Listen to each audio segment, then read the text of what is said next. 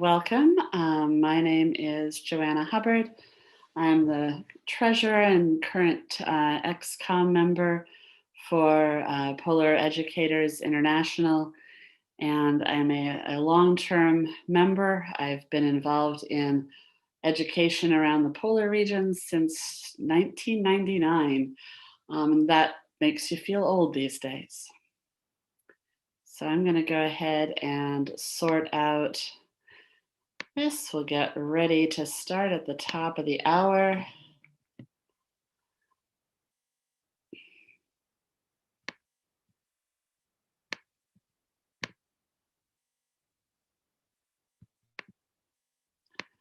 All right, so that we're all ready to go.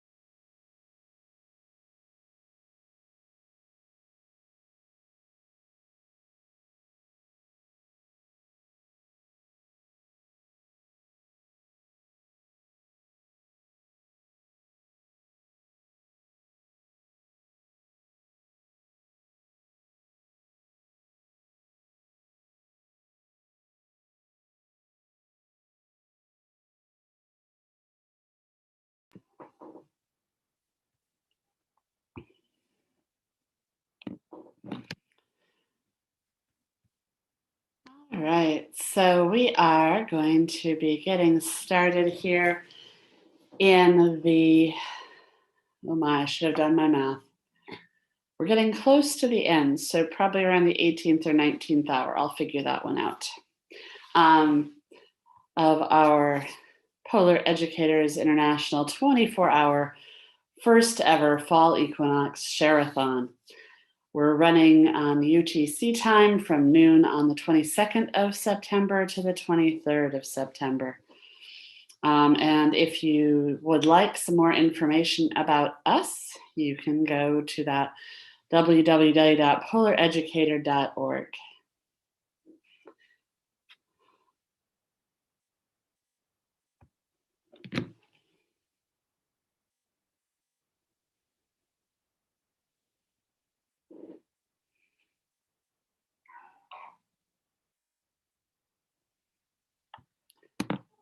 So we're going to go ahead and get started. Welcome. I hope you're having a wonderful morning or afternoon or evening wherever you are. We have members all around the world. I'm in Anchorage, Alaska, where I can see snow on the mountains and migrating waterfowl flying past as it gets pretty darn dark. We had our first frost down in the main part of the flatland of Anchorage. We've had snow up in the mountains for a while, but when it starts being frosty down here on the flats, we start paying attention.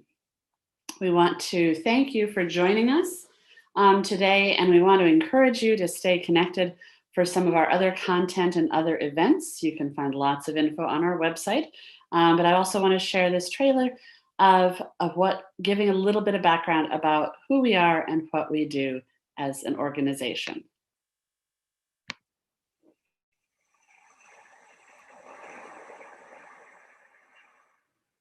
Polar Educators International is connecting educators, polar researchers, and communities for a better understanding of polar knowledge.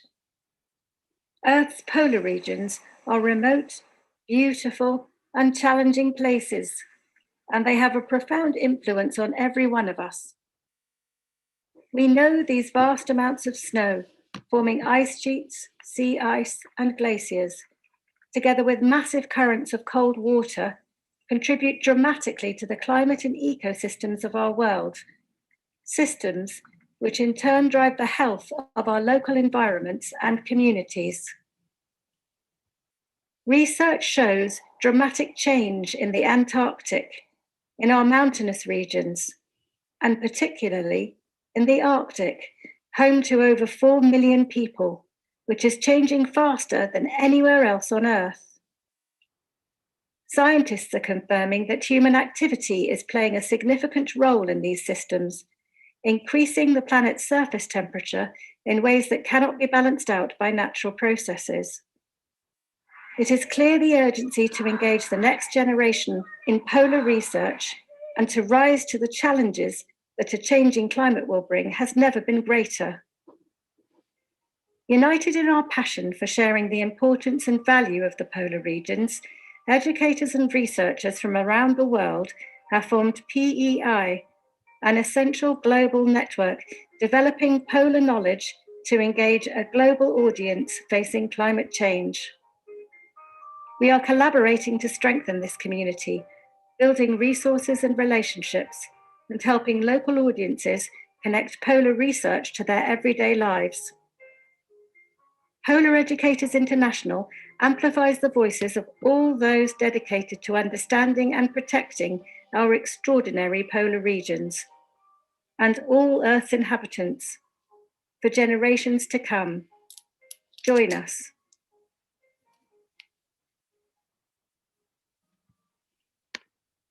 And we want to give a shout out thank you to another of our wonderful XCOM members. Oh heavens, no, we don't need it twice.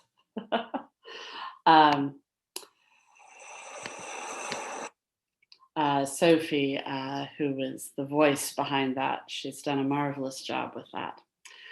We do want to make sure that you're aware of all of these events we've been running since this summer, actually, have been part of the Hlalbord for our online Hlalbord or loaded table in Icelandic as we head towards our PEI Iceland conference that's happening in April of 2022. It was, of course, postponed from PEI 2021 in April, so we've been spending the intervening time doing online events to help whet our excitement and appetite for our Iceland conference that will happen this year in 2022. There's more information on that on the website if you are interested. We encourage you to get involved and continue the conversation either now or later on the Slack channel. I will be dropping that there. You can go to bit.ly/PEI Slack. I can also drop the link so that you can join into the chat.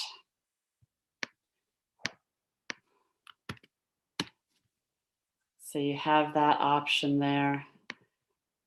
And this conversation will continue, so you're welcome once you join to keep an eye on that and see what's happening. So for this hour, we have, as I said, a recording from Svalbard, and we're going to be listening to Sunniva Sørby from the Hearts on Ice program.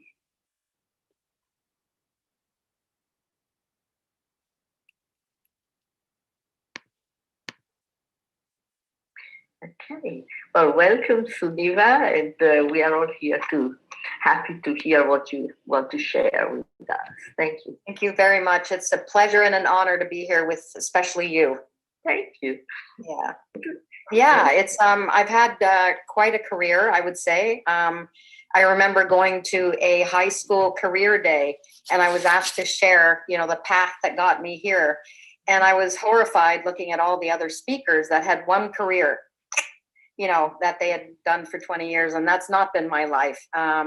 I am blessed to say that I've had a lot of things that have all woven back into the polar regions. So if you'd like, I can just share a tiny little clip of the South Pole, which is pretty much the catalyst to get me to where I am today. I'll just do a quick screen share here. Absolutely.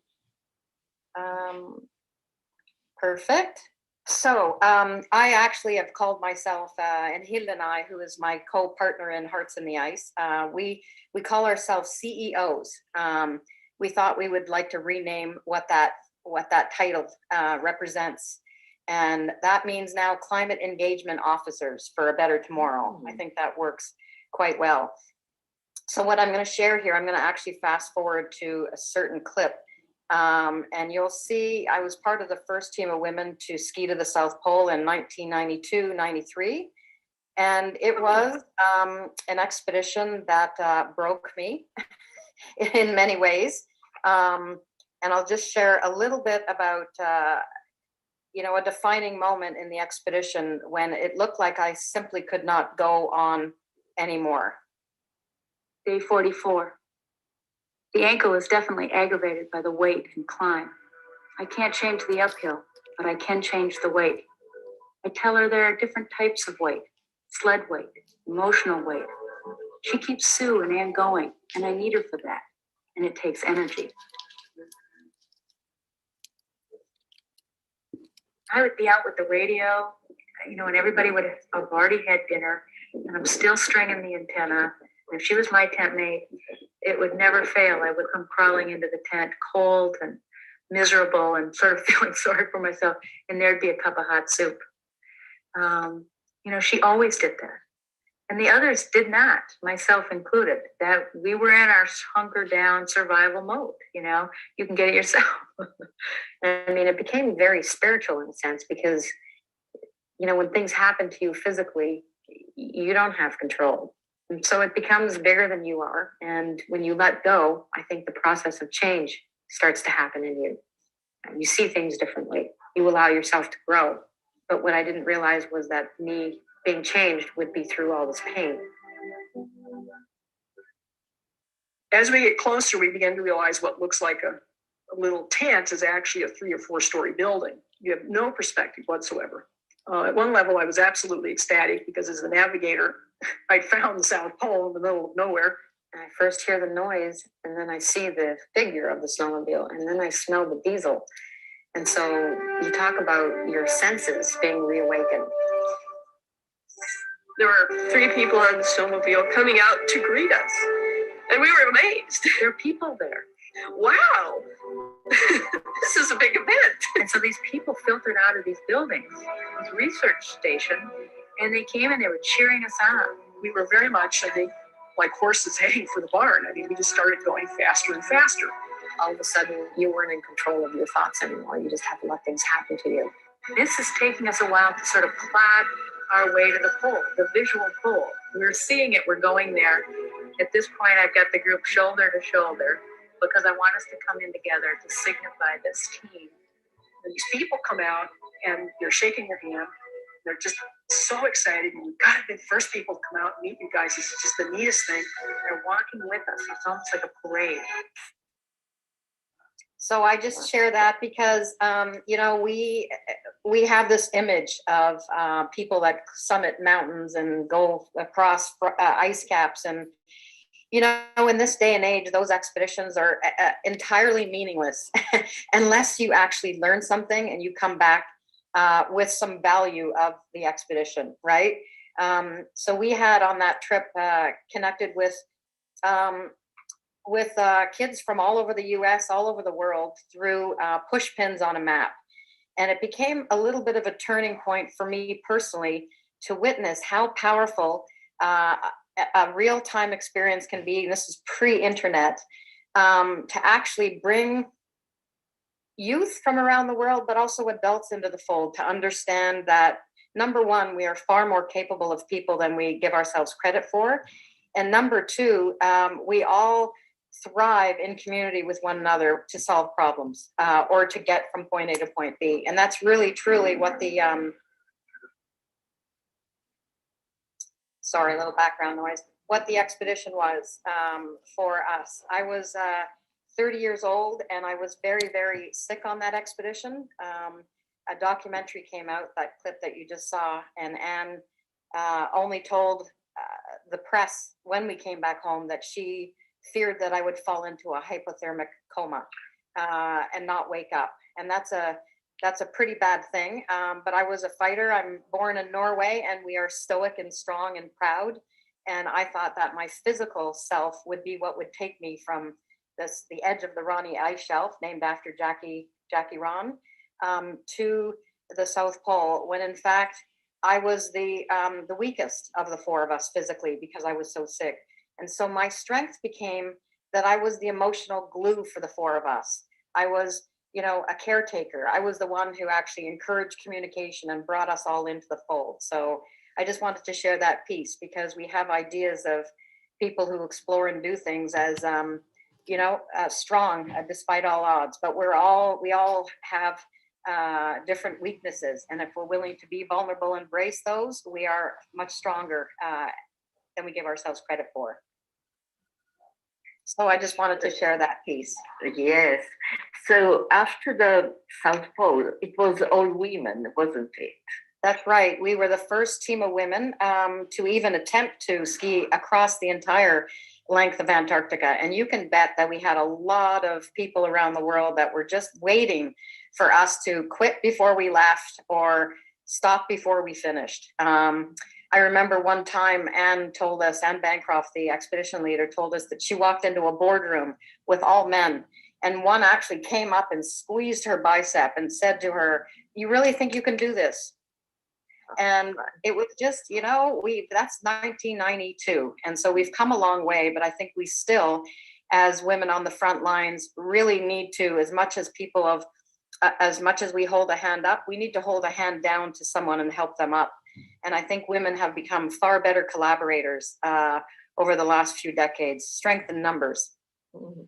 Absolutely. And then from the South Pole trip, you went to do this major expedition of hearts in the ice. Yes, what you're doing now is fast forward, I don't know how many years. It's sort of strange that my life has been woven into the Arctic and the Antarctic, and I have worked as a history presenter, a naturalist guide, Zodiac driver, been in charge of different programs on ships that are either from Canada or from Europe or the Bahamas in the polar regions. And I've had the opportunity to sit next to a lot of very smart people, all the scientists out there, and that was not my forte. And so I have come to understand and collected a lot of data over the years that shines a light on how much we're losing the species redistribution in the Antarctic and how much ice is being lost. And the ozone layer is sort of a success story since the 80s. Yeah. And then you fast forward, and I've had many things in between the South Pole and now, but in 2016, I go to an adventure travel trade show in Alaska, and I meet this woman by the name of Hilde Fodenström, who lives up in Svalbard. And I just have to take this off and show you because maybe I can just show you like this. We are next to each other at a hot chocolate station, and on one of the pre-event days where it's a day of adventure. And we both discovered that we had the same little polar bear ring. Oh, wow. From an artist on the west coast of Greenland. So a very instant bond was formed. And as I come to know her and she comes to know me, we find that we have a lot of things in common, including our passionate interest to engage people in the natural world by physically getting out there and exploring, or physically going out there and being curious about what we're seeing. And so you take that background and her desire to want to overwinter in a trapper's hut, and we created Hearts in the Ice. And so we lived in this uninsulated trapper's cabin. The plan was 9 months, and it turned into 18 months. And we were connecting students from around the world. We reached out to 100,000 students over the course of 18 months on various topics, all related to climate change. And we also collected data for about 9 different research projects during our stay. So it was a very powerful way to shine a light on our real-time observations with the public out there, many people who would possibly never travel to Svalbard. So in fact, the idea, how did you start the idea of the Hearts in the Ice? Well, it's a great question, because it's sort of an amalgamation of 2 women who have had almost the same amount of time, one in the Arctic for 25 years, another one on and off in the Antarctic for 25 years. We meet, we're no longer in our 30s, and we're trying to, we understand that our world is in a climate crisis, and now on top of COVID. And so we were sitting in a room asking ourselves, what can we do to be relevant in the conversation as 2 women? And so we started folding in all the people we knew that were doing research in Svalbard, that Hilda already knew and that I knew from the US, Scripps and NASA. And then we already had a location that was entirely off grid, no running water and no electricity. And we just folded in partners and we created this little citizen science education hub 140 kilometers away from anybody.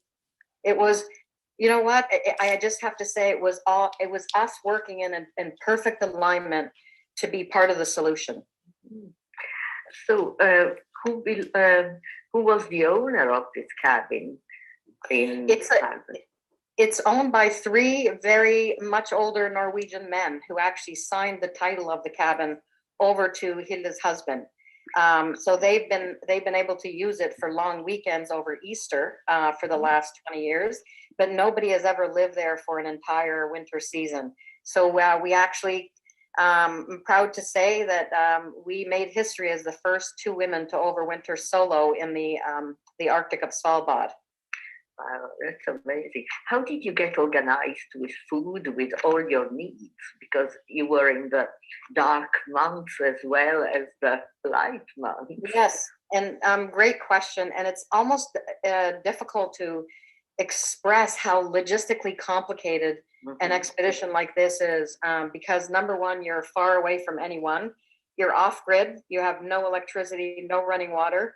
So we need to bring in all our food, and we need to count on ourselves for every problem that goes wrong, every solution that needs to be solved. So we had 2 snowmobiles from BRP. We had 2 boats, one both with a very a flat, wide bottom. They're called a river boat.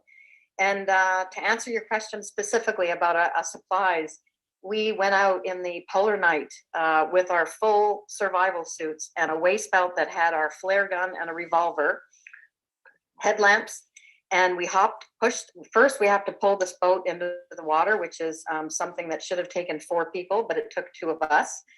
Pull that in the water, we hop in the boat, and then now we're going out into the fjord in the dark, in the complete blackness. And we're going out to meet a huge cargo ship that can't come in any further, that's docked out, not docked, but he's just he's not at anchor, he's just holding steady. And he's dropping now a huge pallet of food on a wooden pallet into our boat. We have to steady it, we pull this in the boat, and then they wave goodbye and we go back to the shore of Bumsaboo and unload everything. I look back at this and it's astounding how much work we had to do just to get coffee. Well, not just that, but the danger as well. Yeah. What was the thing that you feared most when you were there? What was something that you felt less comfortable with? Oh, you have all these great questions. I think to be vulnerable and to be fair and honest to your question, I wondered who I would become in the darkness. Wow. I have never lived through a polar night. Hilda has done that for 25 years. And for some people, they thrive in the darkness. It's like it's a form of forced hibernation. And I found that I wrote a lot. It's when you meet yourself in the darkness, you're asked, you're invited to go into the deepest parts of who you are as a woman and clean out all the stuff that's not working, whether it's the little tapes that go off in your mind that tell you you're not good enough, or you have an opportunity to actually go in there and reach in and hold the very core of who you are as a person, which is strong, capable, kind, caring, compassionate. That's all of us. But we get so preoccupied with overstimulation that tells us otherwise, whether it's media or what have you. And we had no TV. We had no internet. We were on satellite. So it was a very profound experience to sort of meet myself in the darkness and understand how very powerful one person can be. But I worried about it in the beginning because it was an experience that was entirely unfamiliar. So I was sleepy for 3 months. I had this really heavy cloud hanging over me that I wanted to sleep in the middle of the day, but we kept the routine. Every day, we got up at a certain hour, we trained, we did yoga, we went for walks with our rifle and our safety belt, always with our Etara, our Malamute, our 4-year-old Malamute. So we stayed active and busy, and I actually really enjoyed the darkness. Well, that sounds amazing. And then because of COVID, you stayed much longer than you had planned. That's right. Our plan was to, a ship dropped us off with 120 family, science partners, guests. Joss Stone was on board playing music for us, dropped us off at Bumsaboo, which is the name of our trapper's cabin. And they left, waved goodbye, and just the three of us at the point. And that same ship was supposed to come back in May of 2020 to pick us up. But he couldn't, there were no ships because of COVID.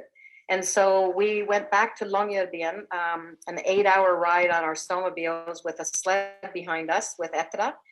8-hour ride to Longyearbyen, and we stayed for a few days, and then we resupplied more food and equipment and decided to go back to Bumsaboo for the summer, and then stay for another season. So it was not an easy decision, but we felt, given what we were doing, that it was about encouraging dialogue and conversation around climate change and providing positive storytelling and inspiration, that we were far more relevant back at Bumsaboo than we would have been in lockdown somewhere. Oh, that's amazing what you did. Now, how did you connect with satellite in order to reach these people that you wanted to reach? Yes, great question. We had just a few weeks before we left for Bumsaboo in 2019, we were able to get a Tails mission link. It just looks like a round white dish. And that was our satellite using the LEO band Iridium satellite. It's the Certus. And we were lucky to get a partner that sent us this just in time. And then we set it up, and we had so much data every month to use to be able to connect via satellite to these kids. And then we had Joe Grabowski, who sits in Canada, in Ontario, who hosts a platform called Exploring by the Seat of Your Pants. So he hosted all of our calls, and we would call in via satellite, and then we had schools on video cameras. We had 7 schools from around the world on every phone call, and we had 2 phone calls every month. It was an unbelievable experience for us to be able to feel like we could have such an impact from such a remote location. And it was the most spirited and fun for us because the kids always stumped the experts with their questions. Right. And you did some research as well on climate change. Yes, we did. Would you like to share some of it? Yeah. Yes. And if I may, I'm going to just share. Absolutely. Yeah. I'm going to just share very quickly here. Sorry. Get the right screen up. Okay, and we will do this one. Super. Just get this going. So we already had friends that worked with Scripps Institute of Oceanography in California, the University Center of Svalbard, Norwegian Polar Institute, and BCIT. And so really, it started like, hi, I am going to the Arctic for X amount of months. And I wonder if there's anything that we can collect for you around any data that you're currently analyzing in the Norwegian Arctic. And so these became our science partners, and we set up a lot of, they gave us lots of equipment and lots of protocol. And it became a very, very powerful part of our purpose at Bumsaboo. You can see in the bottom right corner, that white dish I was speaking about, that's our MCD mission, like our satellite dish. And so we became, citizen science is not a new word. It's also referred to as community science. And it's a way for, the average person out there to collect observations and data and give it to the scientists, because they can't be everywhere at the same time. So that was our Bumstaboo, and we did all of our work and all of our communication from that tiny little cabin. We replicated a couple of fun things. This is a 1920s photo by a Norwegian aurora photographer called Carl Strømmer. And so we recreated that photo. Here we are in the field, and it was sort of fun to have us doing the observations, sort of modern day aurora photographers. NASA, and I won't read all this, but it became very interesting. We were collecting cloud observations for NASA. We were also collecting aurora observations. And because of where we were, there's a very special type of midday light show that happens, and it's called the cusp aurora. It happens around 12 to 2 p.m. up in the Arctic, and you can only be in Svalbard to really see it. You have to be very, very far north, away from any light pollution. And so we contributed to that. We also became rocket citizen scientists for NASA. We found out that we were also in the prime location to take time-lapse photography for a rocket launch that was happening from an island in Norway to an island in Svalbard to an island north of Norway. So this text message came in, ready to launch in 7 minutes. We got dressed like firefighters and went outside to record this. And then the other thing is drone photography for BCIT. We were having a pre-programmed flight with a drone that would fly over the same landmass every time we flew it. It took 15 minutes, 2 drone batteries to change. And that would give us almost 500 images that Eric Saksuk from BCIT would turn into 3D models. And it was very, very important to understand the change of glaciers over time and the landmass. And then Scripps Institute, we were collecting ice core samples, actually for the University Center of Svalbard, excuse me. They're interested in the last 1 to 3 centimeters of the very bottom of that ice core, all the little microorganisms. And on the right slide, you see a black and white Secchi disc, a measuring tape, a little bottle, and a phytoplankton net. We would drag that behind our boat or kayak for 15 minutes and collect saltwater samples and phytoplankton samples. We also collected plastic. We collected dead fulmars, pelagic seabirds who unfortunately ingest microplastics. And when they mistake that for food, and so when they eat that, it actually makes it such they can't digest anything and they die of starvation. So 10 years ago, 1 out of 10 that were found dead had microplastic in their stomach. Now 9 out of 10 are found dead with microplastic. So we became citizen scientists by collecting trash, marine debris, the dead birds, measuring the ice cores, flying the drone in the polar night, in the sunshine, in storms. There was just no weather that stopped us from doing all this. I can see the polar bears as well. Yes, I'll share that in a second. That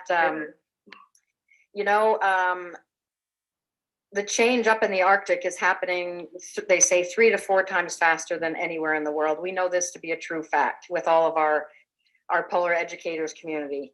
Mm-hmm. And what's astounding is to actually be a physical presence in a land that's dominated by ice and wildlife and feel like you are such a very potentially insignificant piece in this puzzle. And so what we wanted to do was to find a way to tell the story of all of the changes that we're seeing. And so I'm going to share the screen again, because one of the very profound experiences we had up there was observing the polar bears. We had, over the course of 18 months, over 100 polar bear encounters. And the closest one, a meter away from where we were. And we were able to, in year 1, become extremely valuable for the Norwegian Polar Institute, because they couldn't go into the field because of COVID. So we were the only ones that could actually tell them if this particular polar bear they were following in our area, N26131, did she give birth? They didn't know. And so we were able to find out that, and then, and I'll tell her story, and then fast forward, we see her again this year, and again, they could not land this year in April because of extreme weather. So the helicopter couldn't fly. So permit me, I'll Please do. go back. I'm sure. Fascinating. Yeah, so we found her, N26131, with her baby little cub in April of 2020. She's about 4 months old, and they estimate she's about 15 kilos. And oh my, if you don't want to just pick that little thing up.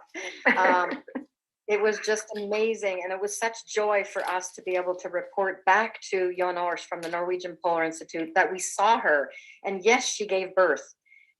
So we were able to get GPS locations from her and, at a distance, record, her behavior and movements. And then sadly, fast forward, so that these images are in April of 2020. And because we decided to go back to Bamsebu, our location, we were able to be there throughout the summer. And she showed up on July 13th of 2020 alone. Oh.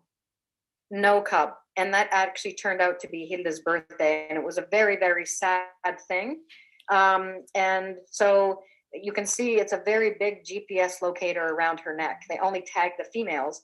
And so we were able to say, yeah, she looks healthy, but because she came out of the water and went for such a long swim, the cubs can't handle that. So had likely lost her cub way before July. We got all of the movements. They have been tracking her for almost 13 years. And so that you can see all these red dots are where she spends a lot of time, and then her movements are all around the area.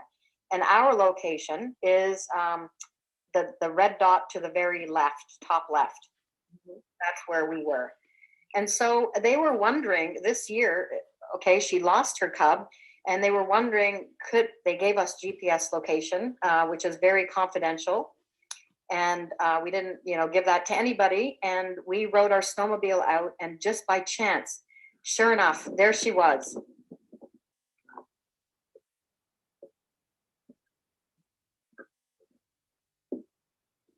With 2 cubs. And this was such a joyous moment to be able to tell Jon Ors that she looked so fat and happy. She looked extremely well fed. And we noticed the day before we saw her with her 2 cubs that she had actually eaten a seal. And this is not our image right here, but this is a friend of Hilda's that took this. We saw her feeding off a seal and the 2 little cubs playing and just enjoying all that they do. And at one point, the last day that we were able to photograph the 3 of them, she had eaten the seal. The 2 of them had been eating the seal, and she was so tired. And so she sat down and with 1 cub under each arm, and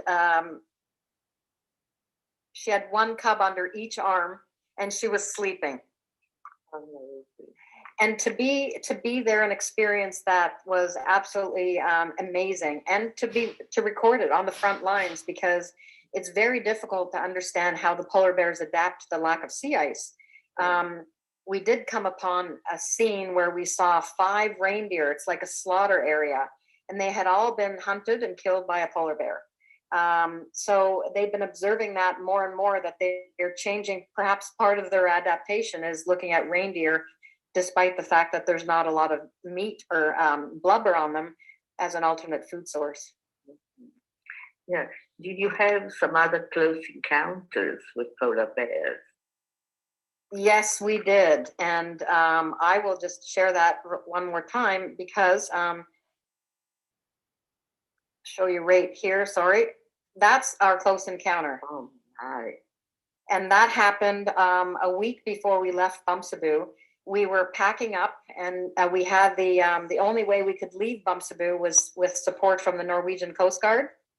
And they came in, and they actually helped us, take everything down and leave. But we were packing up, and anytime someone came from Longyearbyen with a snowmobile, because there was still ice to come to us, we would have them take supplies back. It was a true community effort. And as they were taking all the equipment back, we left a bag of trash outside by mistake. And so this polar bear shows up, got into Etheris food, and ripped apart the bag of trash. So we had to spend the next few hours running around the tundra collecting the trash. It was quite something, but it was a very, very powerful experience from a wildlife perspective to observe and collect the data and connect the students and connect people around the world. Over 100,000 kids, as I mentioned. And Hearts on the Ice as a platform is still strong and still growing. We continue to still do what we're doing. We're not stopping because, as we say, climate change isn't taking a break, so neither are we. That's a very good point you're making. One question that I think people will be interested in, what about financing this trip? How did you manage that? Yeah, great question. And we are not, Hearts in the Ice is Sunniva Sørby and Hilde Fallenström. We are 50-50 owners in the company that we started in Svalbard. We have set up a foundation, but we're not employed by anyone, so to speak. We left our full-time jobs. I left my job at Polar Latitudes. He left her job at Hütteruten. So we could become sort of volunteers for this effort. We wanted to show up and walk the talk. We had to be leaders and really be on the front lines and do what we were asking others to do, which is participate. So we wrote hundreds of emails to companies and got hundreds of no's. I think it was difficult for people to understand the relevance of supporting this project. But we did have enough success to have companies support us with food, clothing, equipment. And then we did have some cash sponsors come in that really understood that aligning with a community science project like ours and two women leaders on the front lines of change really helped to elevate what their efforts were. So we were able to bring in good collaborators. And we had some companies that wanted to simply give us cash without collaboration, and we didn't want that. We wanted people to actually put some skin in the game and actually show up and help work with us. So we've been very careful to fold in the right players. Well, that's remarkable. And you are carrying on this activity. Are you going back to Svalbard? I am actually leaving to go back to Svalbard in a few days. I'm going up there for about a month. We're hosting a community science panel in Longyearbyen with some of the researchers from the Norwegian Polar Institute, Eunice, and one of our psychological researchers that was studying us on coping and isolation. And we're going to be christening a ship up there and other things. And then we're going on an Embrace the Planet road trip with an electric car up the west coast of Norway. And so people can follow along with that. And then in 2022, 2023, we plan to go to the Canadian Arctic. And really what an opportunity for us to actually weave in the potential and the experience of the elders and the Inuit that live in the Canadian Arctic. I mean, all of the science out there backs up what the elders are saying. And the indigenous people really are the only ones that protect us from destroying their land, our land, because they're on the front lines. We think of the pipelines that want to move through all of their sacred biodiverse land. And they're the only ones who are actually standing there putting up barricades to prevent the developers from coming in and creating something that will forever destroy their habitat. So we have an interesting opportunity in the Canadian Arctic to bring their stories to the front line. Mm-hmm. And of course, with COP26 coming up now, I don't know what you think about whether it will help the planet or not. Well, I spoke to a friend of mine who's been going to that for I don't know how many years. And he said to me, don't expect too much. Mm-hmm. He said much of the planning will be done in Italy. Much of the decisions will be made pre-COP26 in Scotland. And he said it is an amazing opportunity for networking and a platform for giving greater voice. So fingers crossed, I plan to go. and show up and lend my voice. And I did learn that there are many Indigenous groups from the Arctic, Canadian Arctic, that will be there as well. So I feel like, it's sort of like the March on Washington, when I thought Hillary Clinton was going to be elected, and instead some other person came in that shall remain nameless right now. And, I thought it was going to be a time when I would go with my sister to celebrate the first female president in the U.S. history, and instead it turned out to be a march. And I feel like COP26 is much the same. Well, hopefully we'll be there together. I hope so. And of course, your interview will be shown at the pre-COP in Milan.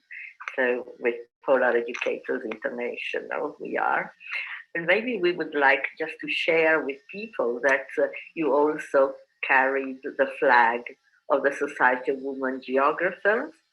Yes. A wonderful institution that we both belong to. And, I'm honored to be part of the Society of Women Geographers, and also Wings World Quest, two female-run organizations that support women in exploration. And it's so it's interesting being so far away at Bumsaboo for so long without internet and no access to anybody, predominantly just the two of us alone.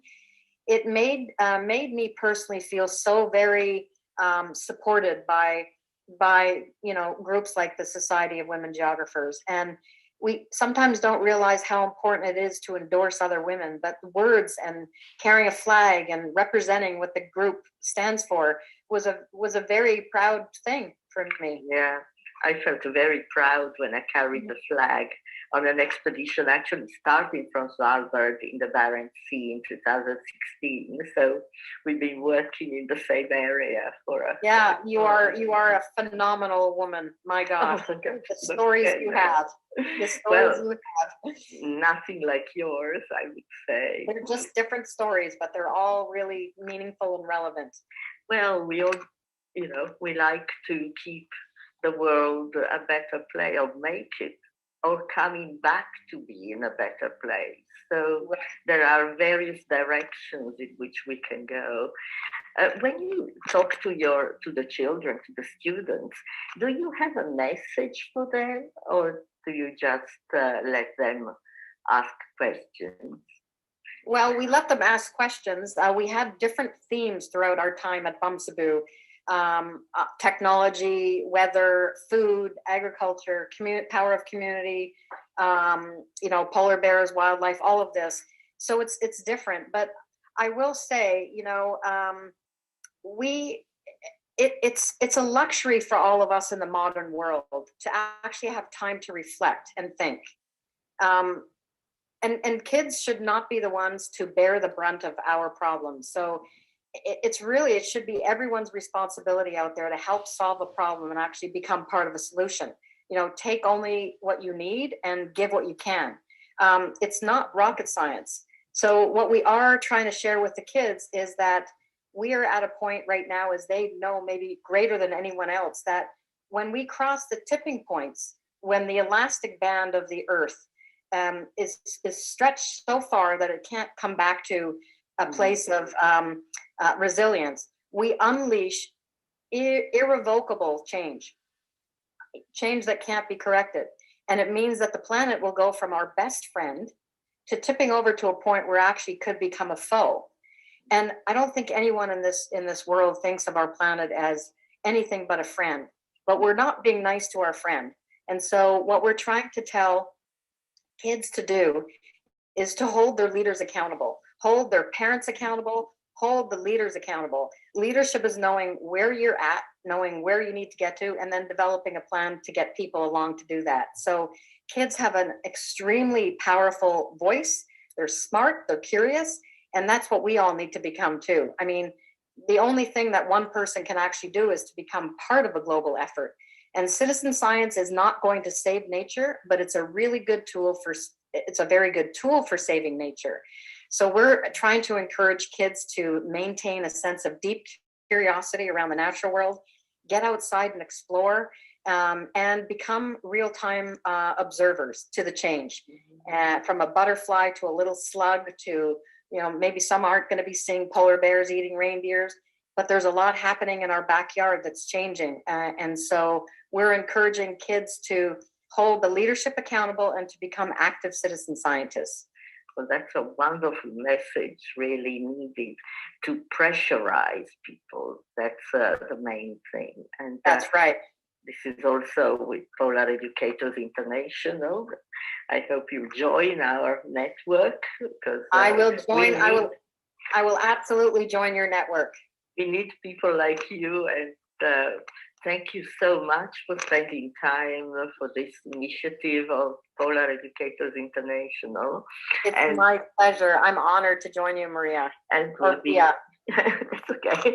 And we'll be in touch, certainly. And thank you very much for having shared only a minute part of your amazing life and your amazing group things that you did with Hearts in the Ice. And I hope we can get you to tell us more what would be your next engagements as well. Thank you. And we're very excited that our book is coming out in less than a few weeks.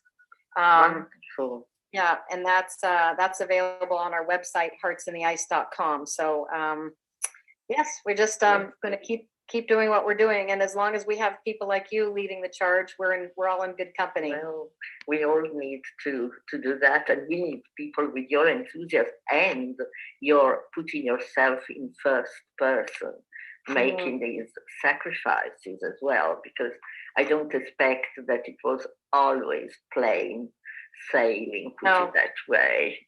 So, no, it was it was fraught with its hardships, but we are as women, we are exceptionally resilient, aren't we?